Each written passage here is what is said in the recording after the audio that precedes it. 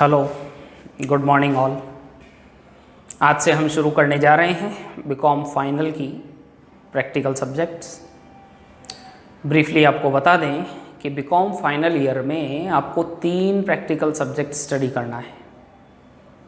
पहली सब्जेक्ट का नाम रहेगा इनकम टैक्स, देन हम पढ़ेंगे project planning and budgetary control, and then third subject का नाम रहेगा टैक्सेशन।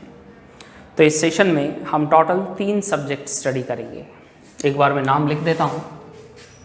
पहली सब्जेक्ट का नाम रहेगा इनकम टैक्स, आयकर। दूसरी सब्जेक्ट का नाम रहेगा project planning and budgetary control, and third subject जो हम पढ़ेंगे उसका नाम रहेगा टैक्सेशन, कराधान। तो पूरे सेशन में हम 3 प्रैक्टिकल सब्जेक्ट यहाँ भी पढ़ेंगे। आप लोग जो इनकम टैक्स की बुक परचेज करेंगे उसके ऑथर का नाम है पटेल चौधरी। टैक्सेशन की बुक लेंगे वो भी आपको लेनी है पटेल चौधरी, चौधरी प्रकाशन की आती है।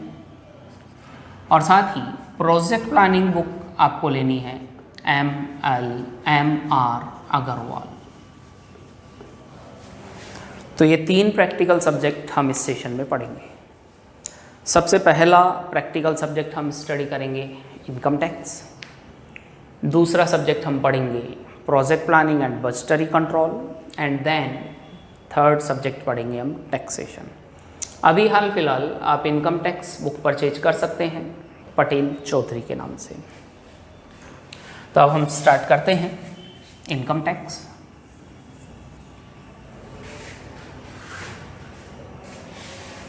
नाम काफ़ी सिंपल है, इनकम टैक्स।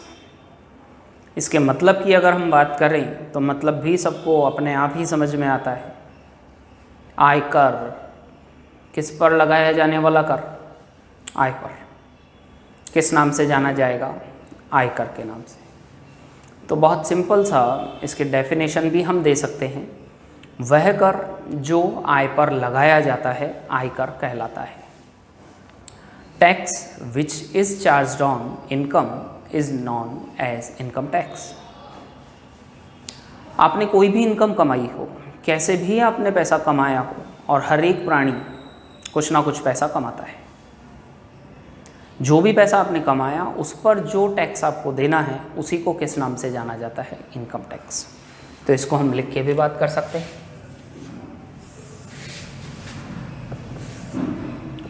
टैक्स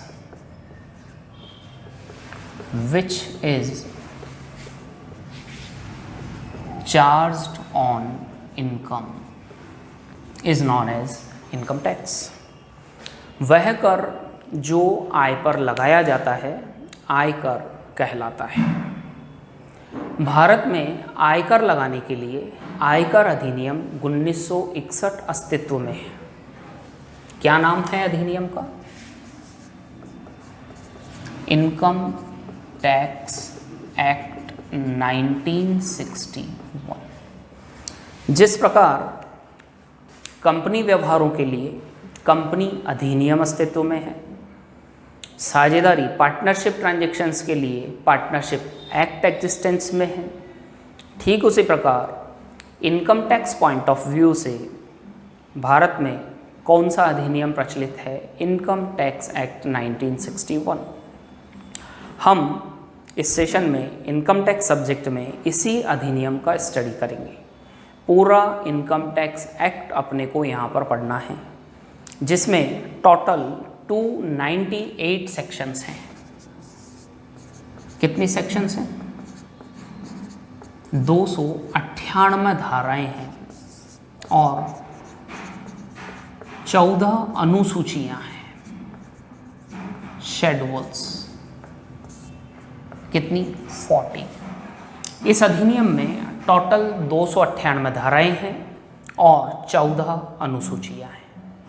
पूरा एक्ट, पूरी सेक्शंस, सारी शेड्यूल्स, सभी हम यहाँ पर स्टडी करेंगे। मोटे तौर पर टैक्स दो प्रकार का होता है, direct tax, indirect tax. Income tax जो है ये एक डायरेक्ट टैक्स है। इनकम टैक्स के अलावा जितने भी सभी टैक्सेस हैं उन सबको इनडायरेक्ट टैक्स की श्रेणी में रखा गया है। तो हम शॉर्ट में कह सकते हैं कि इनकम टैक्स कौन सा टैक्स है?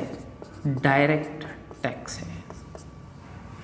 इनकम टैक्स के अलावा जितने भी टैक्सेस हैं वो सभी किस कैटेगरी में रखे गए हैं? इनडायरेक्ट टैक्स की कैटेगरी में। जैसे जीएसटी आपने नाम सुना है, कस्टम्स ड्यूटी, पहले टैक्स चला करता था sales tax, VAT, luxury tax, entertainment tax, wealth tax. In short हम ये कह सकते हैं कि इनकम टैक्स ही एक ऐसा टैक्स है जो भारत में डायरेक्ट टैक्स की श्रेणी में आता है। इसके अलावा जितने भी टैक्स भारत में प्रचलित हैं उन सभी को अप्रत्यक्ष कर की श्रेणी में रखा गया है। इन प्रत्यक्ष कर का ये जो डायरेक्ट टैक्स है इसका मैनेजमेंट किया जाता है सीबीडीटी द्वारा, central board of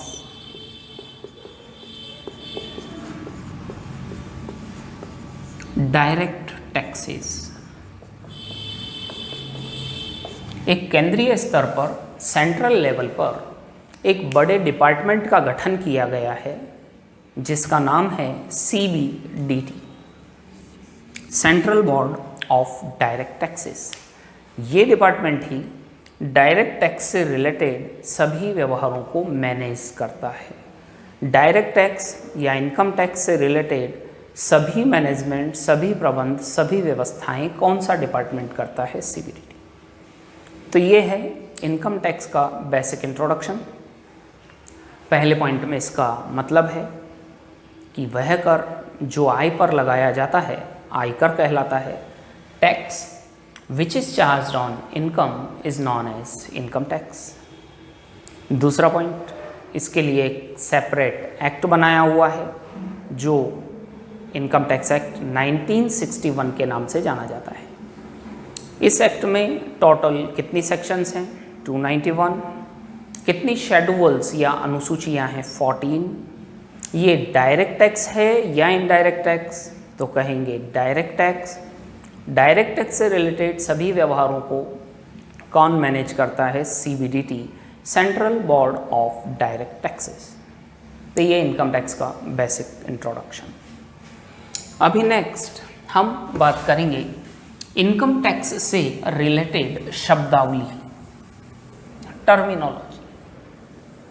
income tax act एक बहुत बड़ा एक्ट है जिसमें टोटल 298 धाराएं हैं। इनकम टैक्स के प्रोविजंस को समझने के लिए यहाँ कुछ टर्मिनोलॉजी है, कुछ शब्दावली है, कुछ स्पेशल वर्ड्स हैं, कुछ कीवर्ड्स हैं। सबसे पहले इस एक्ट में हम इन कीवर्ड्स, टर्मिनोलॉजी की बात करेंगे, क्योंकि जब तक ये शब्द हमें समझ में नहीं आएंगे हम इनकम टैक्स के प्रोविजंस को समझ नहीं पाएंगे। तब हमारा नेक्स्ट टॉपिक होगा आयकर से रिलेटेड शब्दावली, टर्मिनोलॉजी। इनकम टैक्स एक्ट से रिलेटेड टर्मिनोलॉजी, और इस टर्मिनोलॉजी में सबसे पहला शब्द आता है आय, इनकम।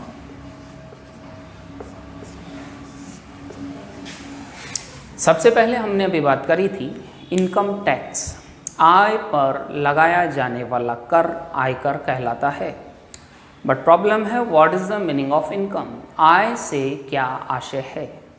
आय नाम तो सबको पता है, इनकम सब समझते भी हैं। इनकम मतलब अपनी कमाई, इनकम। बट यहाँ आय की परिभाषा, आय को सेक्शन 224 में समझाया हुआ है। अंडर सेक्शन 2 सब सेक्शन 24 यहाँ इनकम को डिफाइन किया गया है, उसका डिटेल बताया गया है कि इनकम से क्या आशय है। वैसे हम लोग समझते हैं कि इनकम में कैसे भी आपने पैसा कमाया हो वो सब इनकम है। जैसे आप बता सकते हैं कि कैसे कैसे पैसा अर्न किया जा सकता है, आपकी इनकम किन किन सोर्सेज से हो सकती है। एक बार के लिए आप बताएं कि आप कैसे कैसे पैसा कमा सकते हैं, कैसे आपको इनकम हो सकती है।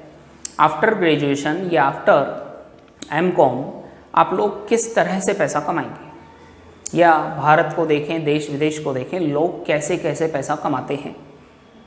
तो रिज़ल्ट आएगा कि सर हम नौकरी करेंगे, सर्विस करेंगे, जॉब करेंगे तो हमको सैलरी मिलेगी, तो वो हमारी इनकम। बिल्कुल, salary is your income.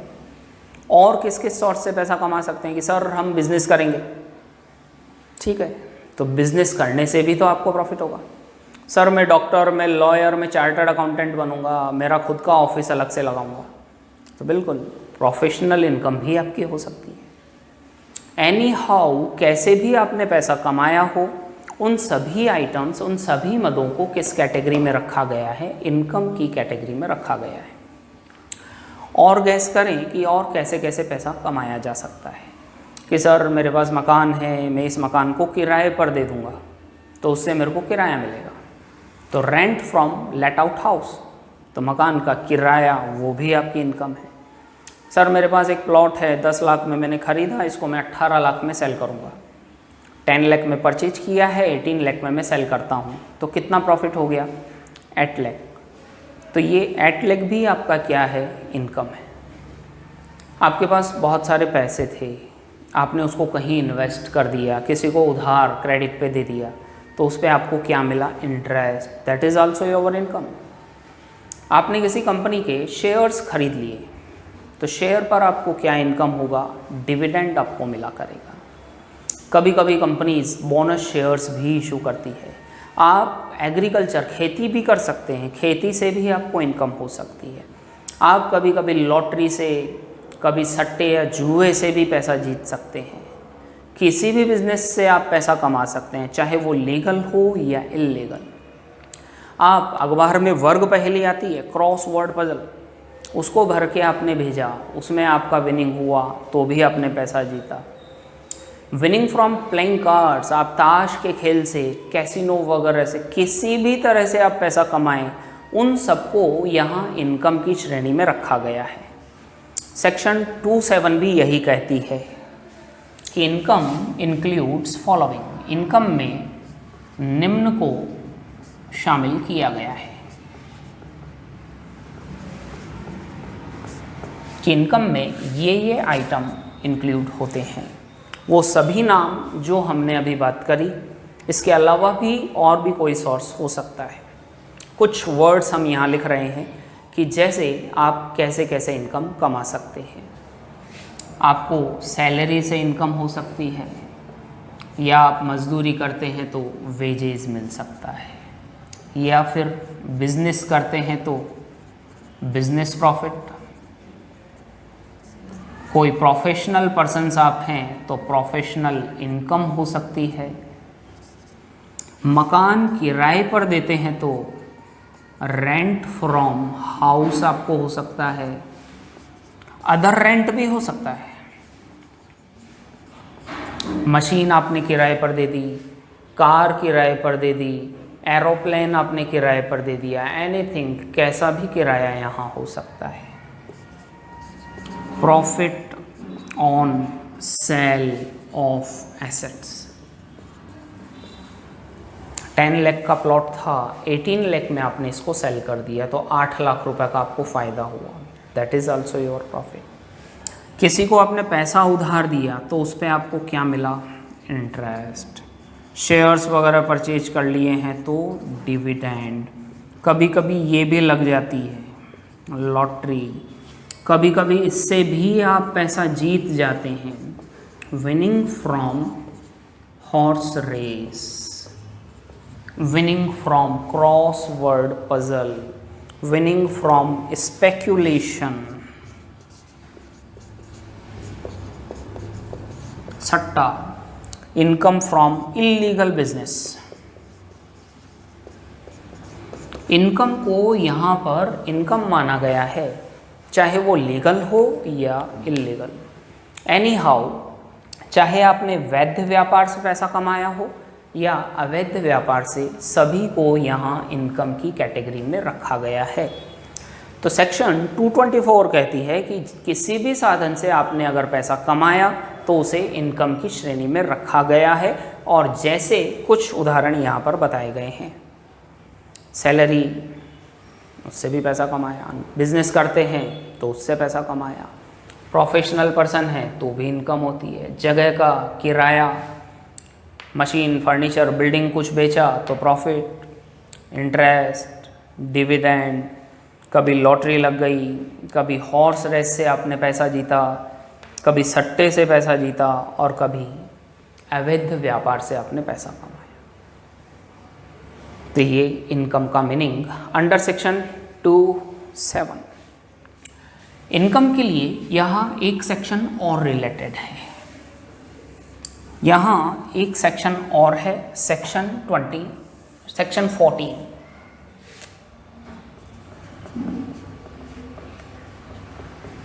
Section 14 में भी इनकम के क्लासिफिकेशन को बताया गया है। सेक्शन 27 में इनकम की आइटम्स, उसके सोर्सेस को बताया, और सेक्शन 14 में इनकम के 5 हेड्स बताए हैं कि इनकम को आप यहाँ 5 भागों में बांट सकते हैं।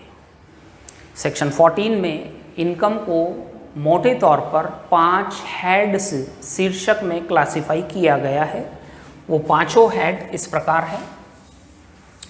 सेक्शन 14 कहती है कि इनकम 5 तरह की हो सकती है।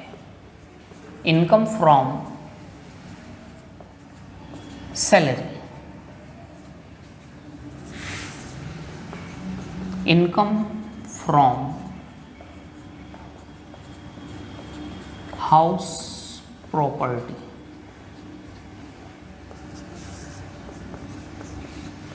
Income from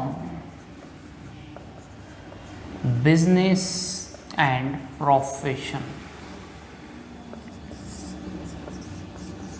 income from capital gain, and last income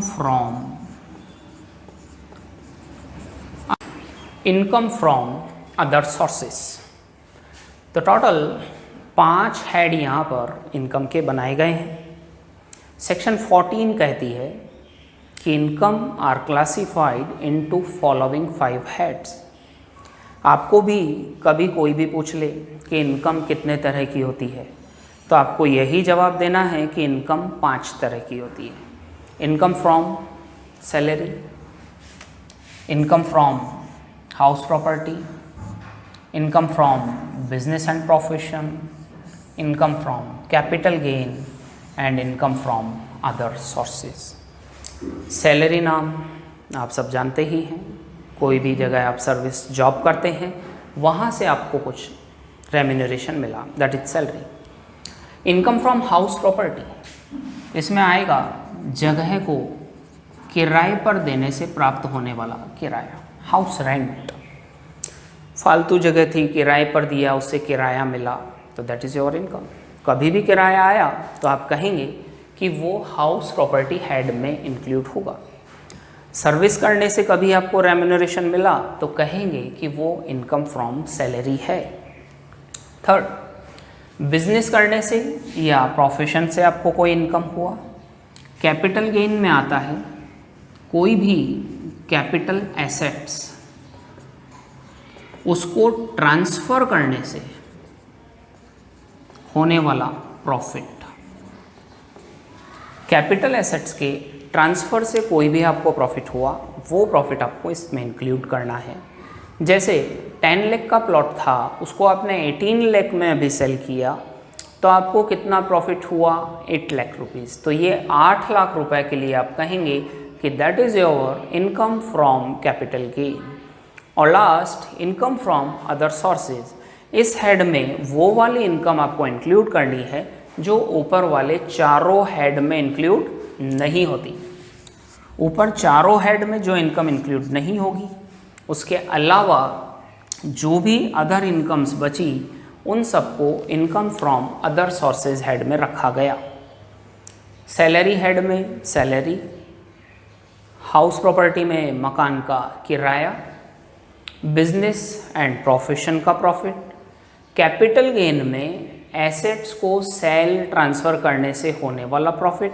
in चारों के अलावा जो भी इनकम बची वो सभी आपको कौन से हेड में इंक्लूड करनी है, अदर सोर्सेज। जैसे आपको इंटरेस्ट मिला, शेयर्स के ऊपर डिविडेंड मिला, कभी अचानक से लॉटरी लग गई, कभी सट्टे का आपको लाभ हुआ, तो जो भी इनकम इन चारों हेड के अलावा बची वो सभी अदर सोर्सेज में आपको इंक्लूड करनी है।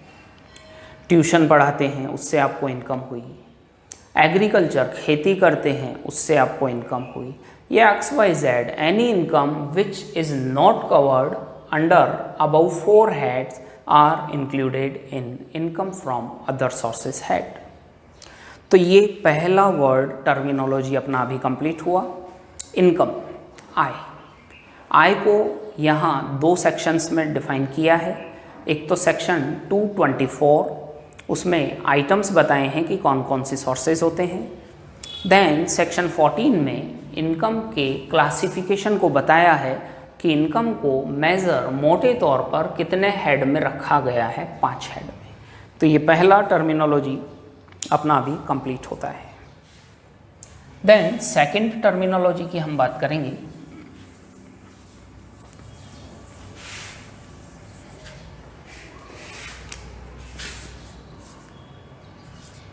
करदाता, SSC।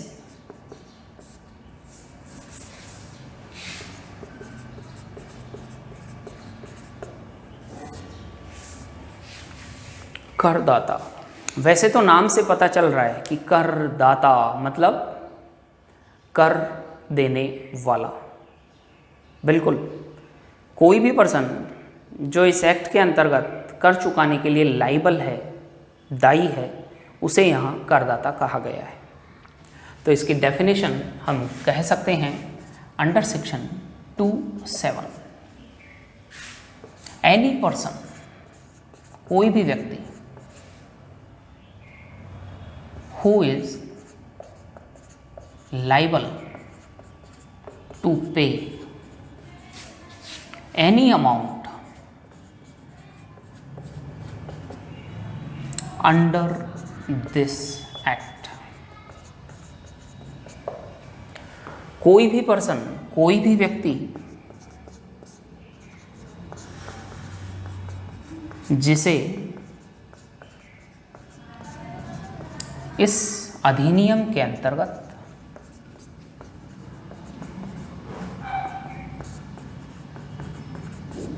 कोई राशि देय हो, लाइबल हो, उसे करदाता कहा गया है। तो एनी पर्सन, कोई भी वह व्यक्ति जिसे इस अधिनियम के अंतर्गत कर चुकाना है। जैसे मैंने पिछले साल 15 लाख रुपए कमाए, तो मुझे टैक्स देना है, तो मैं करदाता के नाम से जानूंगा। कोई कंपनी है, कोई फर्म है, उसने भी पैसा कमाया, तो वो भी करदाता है। तो इसकी language same to same, word to word, section wise आपको ध्यान रखनी है। करदाता, कोई भी व्यक्ति जिसे इस अधिनियम के अंतर्गत कर चुकाना हो, किस नाम से जाना जाता है, करदाता, अंडर सेक्शन 27।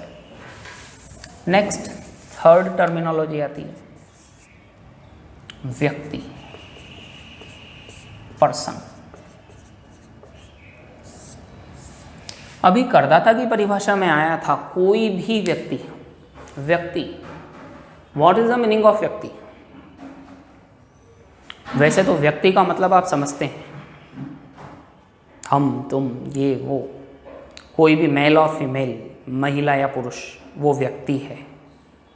बट नहीं, यहाँ व्यक्ति का मीनिंग बहुत ब्रॉड है, व्यक्ति का मीनिंग बहुत विस्तृत है। यहाँ व्यक्ति का मतलब बताया गया है अंडर सेक्शन 231। धारा 231 के अनुसार व्यक्ति में इनको इंक्लूड किया गया है। एक व्यष्टि,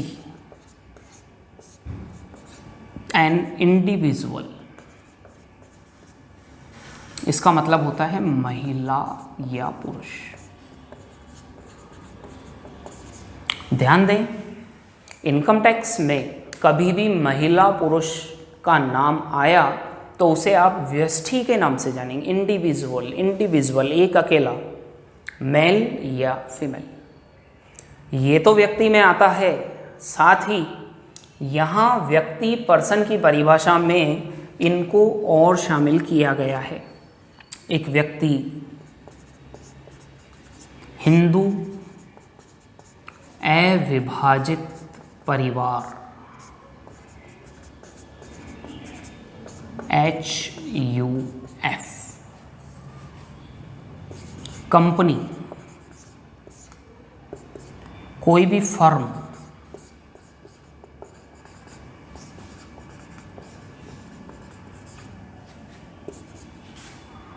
एसोसिएशन ऑफ पर्सन्स,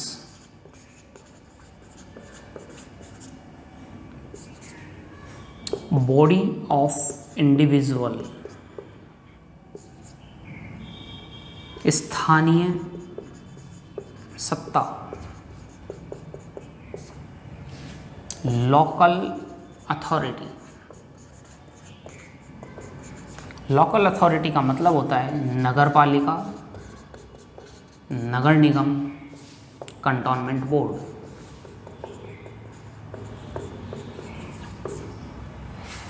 तो ध्यान दें, यहाँ व्यक्ति का मीनिंग बहुत ब्रॉड है।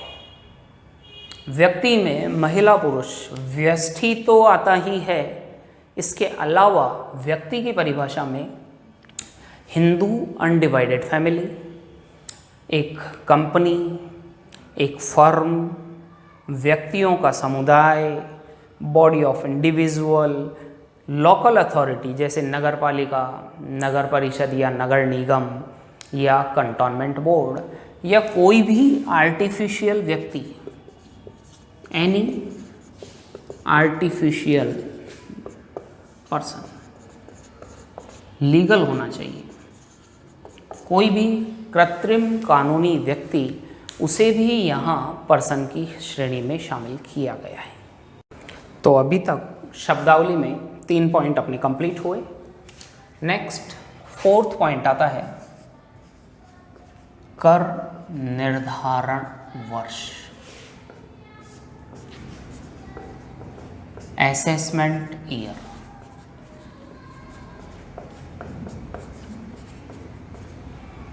शब्दावली चल रही है। इनकम टैक्स में टर्मिनोलॉजी काफ़ी इम्पोर्टेंट है। 3 शब्द हमने अभी तक समझे हैं। एक तो आय का मीनिंग अंडर सेक्शन 224, दूसरा करदाता अंडर सेक्शन 27 और तीसरा व्यक्ति अंडर सेक्शन 231।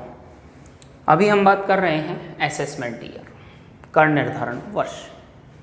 तो इसका मतलब है वह वर्ष जिस वर्ष में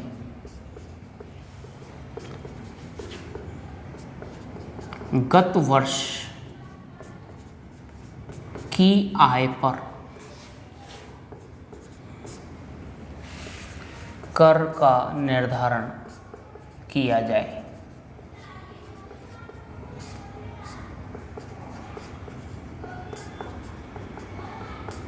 कर निर्धारण वर्ष कहलाता है। Year in which assessment of tax is made for previous year। इसी के साथ एक वर्ड और चलेगा, गत वर्ष, प्रीवियस ईयर। इसका मतलब है वह वर्ष जिस वर्ष के लिए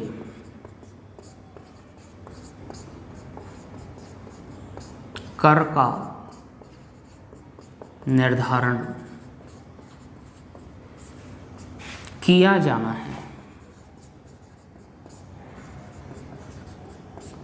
गत वर्ष कहलाता है।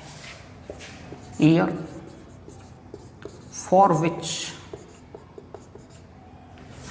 assessment is to be made। देखो दोनों में यहाँ बहुत माइनर फ़र्क है, इसको बड़े सिंपल वे में आप समझ पाएंगे। आज जो सेशन अपना चल रहा है वो तो है आपका असेसमेंट ईयर। अभी रनिंग में कौन सा सेशन ईयर चल रहा है? 2020 एंड 21। इसको आप किस नाम से जानेंगे? कर निर्धारण वर्ष। और ये नाम तो सिंपल ही है, प्रीवियस ईयर, प्रीवियस। अभी पिछला कौन सा सेशन ईयर ख़त्म हुआ? 2019-20। इसको आप यहाँ किस नाम से जानेंगे? Previous year. गत वर्ष में तो कोई डाउट नहीं, पिछला साल 19-20। और अभी जो रनिंग सेशन है इसको यहाँ पर क्या नाम दिया गया है? कर निर्धारण वर्ष।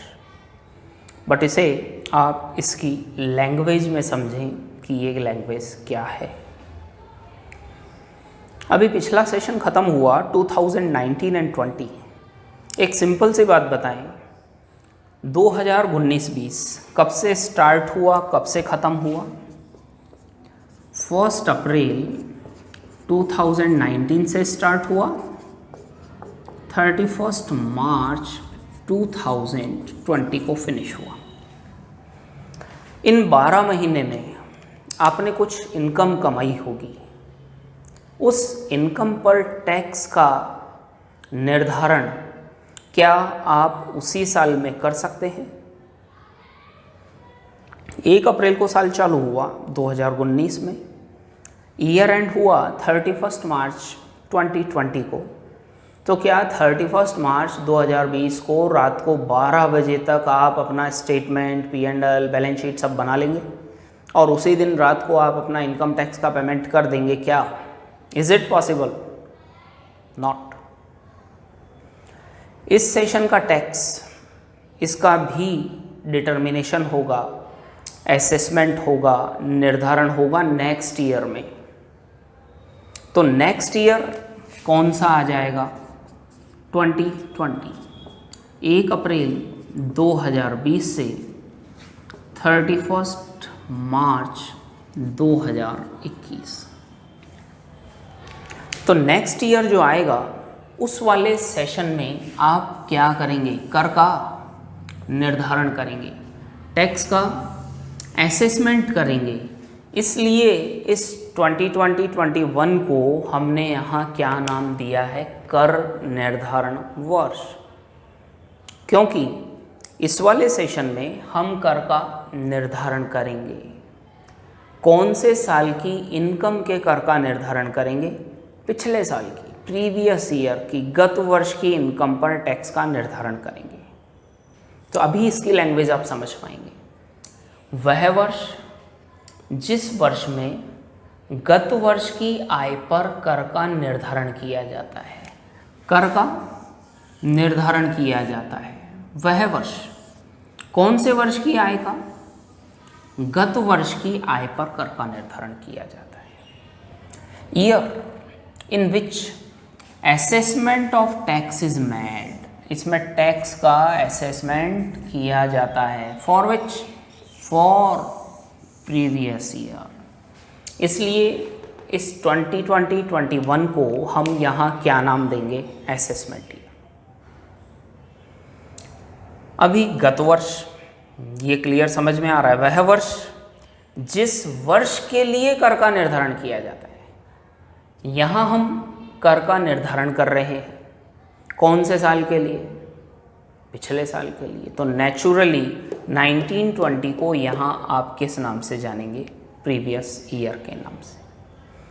Year for which assessment is to be made, जिस साल के लिए असेसमेंट किया जाना है उसको यहाँ किस नाम से आप जानेंगे?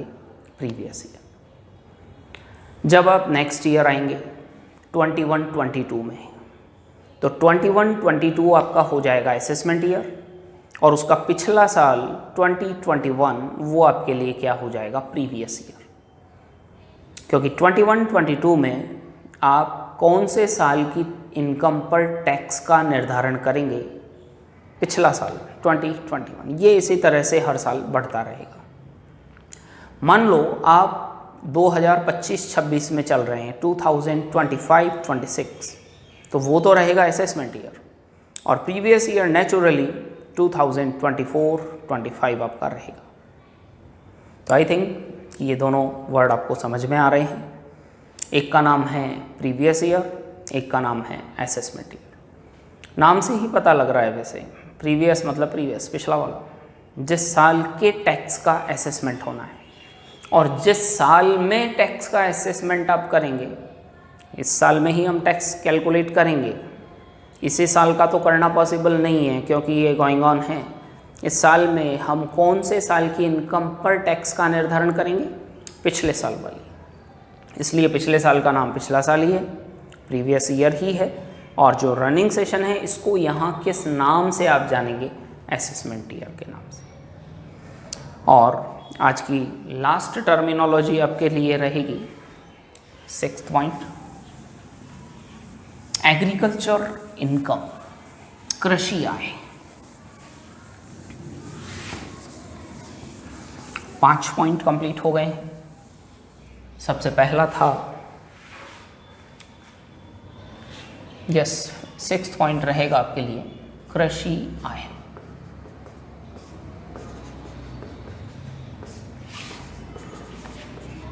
एग्रीकल्चर इनकम, ये पॉइंट भी काफ़ी इंपॉर्टेंट है, एग्रीकल्चर इनकम। इसका एग्ज़ाम में 4 मार्क्स का आपका क्वेश्चन बना करता है। वैसे नाम से पता लग रहा है एग्रीकल्चर इनकम मीन्स कृषि करने से होने वाली आय, बट इनकम टैक्स में आप हमेशा ये पाएंगे कि यहाँ मीनिंग बहुत ब्रॉड होता है, बहुत ब्रॉड, जितना आप सोचते हैं उससे कहीं ज़्यादा।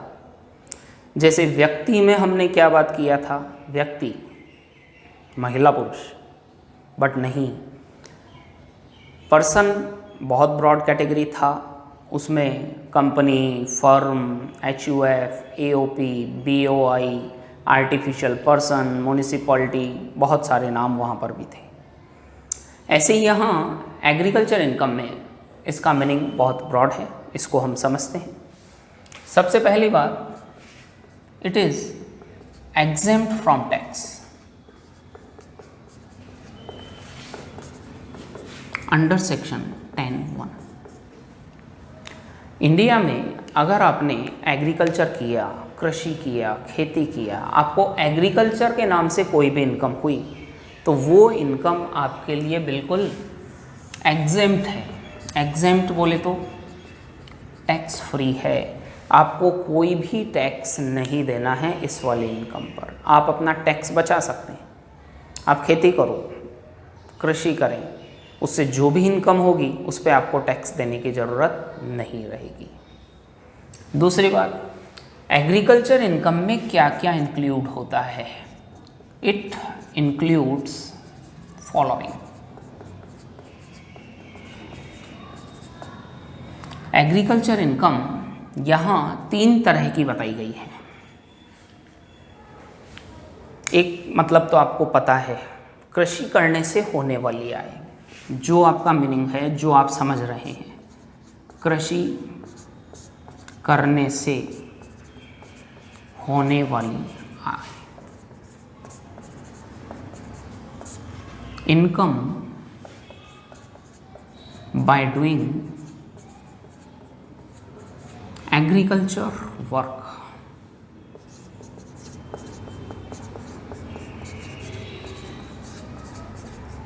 ये मतलब तो आपको पता है, आपने वास्तव में खेती किया हो, एग्रीकल्चर वर्क किया हो, उससे आपको कोई भी इनकम हुई तो वो तो एग्रीकल्चर इनकम है ही।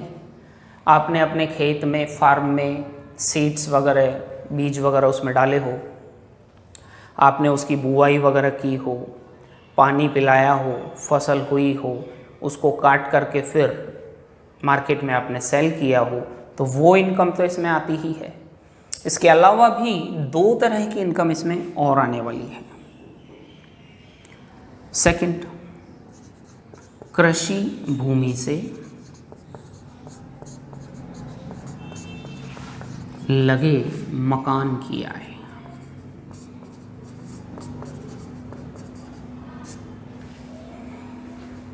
एग्रीकल्चर लैंड आपकी कोई भी है, उसके साथ अगर कोई हाउस या कोई रूम या कोई कमरा वहाँ अटैच्ड है, उससे अगर आपको कोई इनकम हुई तो वो इनकम भी आपके लिए यहाँ पर कौन सी इनकम मानी जाएगी? Agriculture income. बट यहाँ एक शर्त है, कंडीशन है,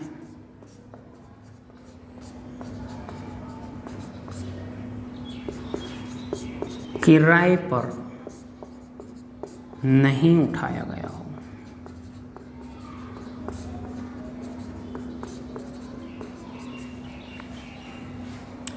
house income which is attached with agriculture land। जो आपकी एग्रीकल्चर लैंड है, भूमि है, खेत है, उसी के पास अगर कोई मकान बना हुआ है, रूम्स वगैरह बने हुए हैं, उन रूम्स को अगर आपने किराए पर नहीं दिया, उसके अलावा अगर आपको उस रूम से कोई इनकम हुई, तो वो इनकम भी आपकी यहाँ कौन सी इनकम मानी गई है? Agriculture income. कृषि भूमि, उससे लगा हुआ मकान, उससे अटैच्ड कोई रूम, बट शर्त क्या है? इसको क्या नहीं देना है? किराए पर नहीं उठाना है। तो आपके मन में थोड़ा कन्फ्यूज़न आएगा कि सर किराए पे देंगे ही नहीं तो फिर इनकम होगी ही कैसे? इसकी भी हम अभी थोड़ी देर बाद वापस बात करेंगे। अभी 2 तरह की एग्रीकल्चर इनकम हो गई, एक तो ओरिजिनल एग्रीकल्चर करने से होने वाली इनकम, दूसरा एग्रीकल्चर लैंड के साथ जो मकान लगा हुआ है उसकी इनकम। बट इसमें शर्त क्या है जो हजम नहीं होती? इस मकान को किराए पर नहीं देना है। देन एग्रीकल्चर इनकम में एक तरह की इनकम और शामिल होती है,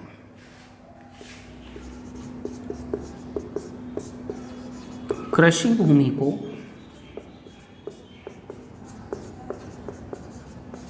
किराए पर देने से प्राप्त किराया बशर्ते कि उस पर कृषि कार्य किया गया हो। Rent of agriculture land, if agriculture work is done on that land। कृषि भूमि जगह आपके पास है, आप खुद इस पे खेती नहीं कर रहे, आपने इस जगह को किसी को किराए पर दे दिया, और जिसको किराए पर दिया वो उस पर अगर खेती करता हो तो आपको जो किराया प्राप्त हुआ है, क्या प्राप्त हुआ है? किराया, प्राप्त किराया, ये इनकम भी आपकी कौन सी इनकम मानी जाएगी? कृषि आय, एग्रीकल्चर इनकम। जगह है, हम खुद खेती नहीं कर रहे हैं, हमको केवल क्या मिल रहा है? किराया, रेंट मिल रहा है उस जगह से, तो भी उस इनकम को यहाँ पर क्या माना गया है? Agriculture income. और ये किराया प्राप्त हुआ, ये भी आपके लिए क्या है? एग्जेम्प्ट, टैक्स फ्री है। तो कृषि आय, इसमें कितने तरह की इनकम इंक्लूड की गई है? 3 तरह की। बहुत ब्रॉड मीनिंग है। पहला पॉइंट तो आपके मन की बात, कृषि करने से होने वाली income. Income by doing agriculture work. खेती आपने खुद ने करी है, खुद ने फसल बोई है, उगाई है, काटा है, बेचा है, उससे जो इनकम हुई वो तो है ही। उसके अलावा आपका जो एग्रीकल्चर लैंड है उससे अटैच्ड कोई हाउस है और उस हाउस से आपको इनकम हुई तो वो इनकम भी एग्रीकल्चर इनकम है। हाउस की इनकम हजम नहीं होता। इसमें भी एक शर्त और है, उसे किराए पर नहीं उठाया गया, उस मकान को किराए पे भी नहीं दिया फिर भी उससे इनकम हुई तो ये क्या है, इसकी हम अभी थोड़ी देर बाद वापस बात करेंगे समय आने पे। कृषि भूमि को किराए पर देने से प्राप्त किराया, एग्रीकल्चर लैंड है उसको आपने किसी को किराए पर दिया और उससे आपको जो किराया प्राप्त हुआ वो किराया भी क्या होगा, एग्रीकल्चर इनकम होगा। बट इसमें भी एक शर्त है, क्या, जिसको आपने किराए पर दिया वह उस पर क्या करे, कृषि कार्य उस पर करे, एग्रीकल्चर वर्क वो सामने वाला करेगा तो ये किराया आपके लिए एग्रीकल्चर इनकम होगा। और ये तीनों ही तरह की इनकम आपके लिए क्या है, tax free, exempt from tax. आपको इस इनकम पर कोई भी टैक्स नहीं देना है। तो ये 6th पॉइंट अपना कंप्लीट हुआ, एग्रीकल्चर इनकम। ध्यान रखें एग्रीकल्चर इनकम ये वैसे आपके लिए बिल्कुल टैक्स फ्री है अंडर सेक्शन 10(1). एग्रीकल्चर इनकम में कितने तरह की इनकम को शामिल किया गया है, 3। एक तो ओरिजिनल जो आप एग्रीकल्चर वर्क करते हैं उससे होने वाली इनकम, दूसरा एग्रीकल्चर लैंड उससे अटैच्ड कोई हाउस है उस मकान का किराया, और तीसरा एग्रीकल्चर लैंड को किसी और को किराए पर दिया उससे प्राप्त होने वाला किराया। तो 3 तरह की इनकम को एग्रीकल्चर इनकम माना गया है। तो बस आज केवल इतना ही। ये आज की क्लास केवल बेसिक इंट्रोडक्शन है। एक बार वापस हम बात कर लेते हैं। इनकम टैक्स शब्दावली हमने अभी बात करी, सबकी सेक्शंस भी हमने लिखी। ये सारी सेक्शन, सारे वर्ड्स, वर्ड टू वर्ड आपको ध्यान रखना है क्योंकि टॉपिक ही अपना शब्दावली है, टर्मिनोलॉजी। और ये टर्मिनोलॉजी अपने को आएगी तो हम आगे डिटेल्ड इनकम टैक्स को अच्छा पढ़ पाएंगे। और एक बात और ध्यान रखें, डेली की क्लास डेली आपको थोड़ी सी स्टडी करनी है क्योंकि आज का मैटर पढ़ेंगे तो कल का मैटर समझ में आएगा और कल का पढ़ेंगे तो परसों का समझ में आएगा। ये सारा कम्युलेटिव स्टडी है। अगर आज का मैटर नहीं याद आपको तो कल का समझने में थोड़ी दिक्कत रहेगी, तो थोड़ा कंटिन्यू इसको आप रीडिंग भी करें। तो आज केवल इतना ही, बाकी नेक्स्ट क्लास में नया टॉपिक हम स्टार्ट करेंगे। आज केवल इतना ही, बाय।